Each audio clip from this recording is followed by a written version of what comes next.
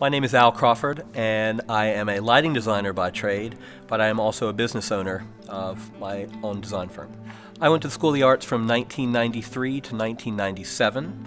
I was a design and production major with an emphasis on lighting design. I was born in Raleigh, North Carolina. When I was growing up, I believe I was one of those kids that needed some direction. The arts gave me the opportunity to focus on something, and I think that's the thing that really set me on track.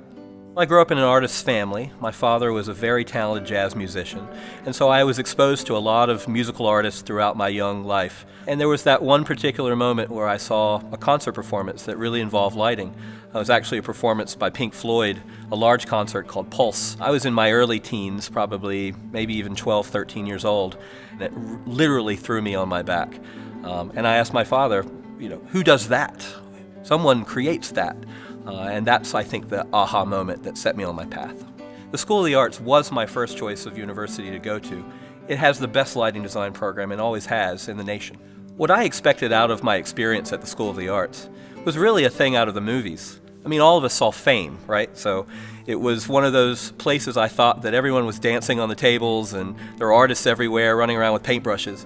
Ultimately, it was kind of that. The School of the Arts definitely changed me. It gave me focus and discipline, a level of discipline that I didn't have before I came here. I was definitely influenced by the faculty. One in particular was Martha Dunnigan. She was a drawing teacher in the School of Visual Arts. She really taught me how to step back from my work and be objective about it, and to look at things in a different perspective. She would ask you to walk around the room and look at a model from a different angle. And I feel like that's the same way in the theater. We're so stuck to the center of the room, we're so stuck to the table, that sometimes it just takes looking at something from a different perspective to completely change the way you design it. One of the coolest things I've done since I've graduated is being asked back to design the lighting design for Guys and Dolls, the school's 50th anniversary production here at the Stevens Center. It's a great honor, and I'm really enjoying my time. When I was a student here, I of course would walk around downtown Winston-Salem, but there wasn't a lot to see.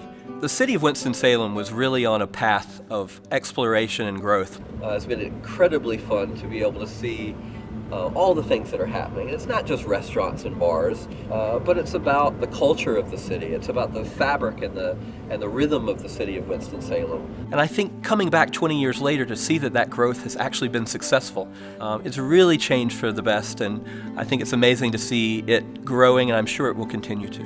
My fondest memories of Winston-Salem really connect me back to the people. I met some lifelong friends here as students, colleagues, teachers.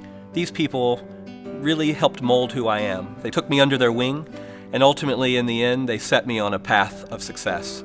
Upon graduation from UNCSA, I packed up a U-Haul truck and I moved to New York City without an apartment and found a place to live. And at one point, there were 16 alumni living in the same apartment. I took very much advantage of the alumni network.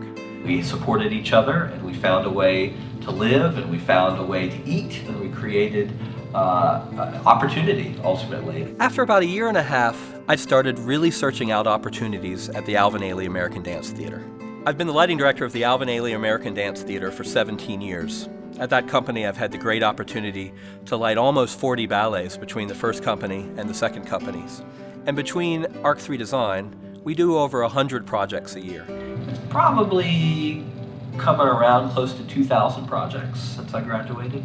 Today I'm traveling back to New York City. I have 24 hours at home, a very important 24 hours to be at home with my family. And then on Tuesday night I go to Los Angeles to hook up with the Ailey Company there at the LA Music Center. And then immediately following I go to Berkeley, California with the Ailey Company. Then I'm going to Miami to the Adrian Arsh Center. Then right after that I go to Philadelphia. I've had the great opportunity of working all over the world, over 70 countries that I've traveled to. Additionally, I work in a lot of non-traditional spaces, so places like the Park Avenue Armory in New York City, the White House, the Brooklyn Academy of Music, and the Joyce Theater Foundation recently connected me with a very important new company called Malpaso in Havana, Cuba. I go for inspiration to music. Music's where I really began to become connected to the arts because of my family. Every project that I work on, I really look for that musical piece that connects to the work in some way. I see color when I hear music, so I try to pull the color from the flavor of the music that's a part of the project. If I had not gone to the North Carolina School of the Arts, I believe I still would have been passionate about lighting design, about theater, but I don't believe I would have had the resources and the skills to be able to really translate that to the career that I've had. If I had to give advice to the next class of design and production students, it would really be to take your time.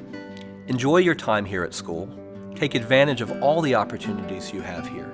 And then when you graduate, do everything in your power to make the connection to the alumni network.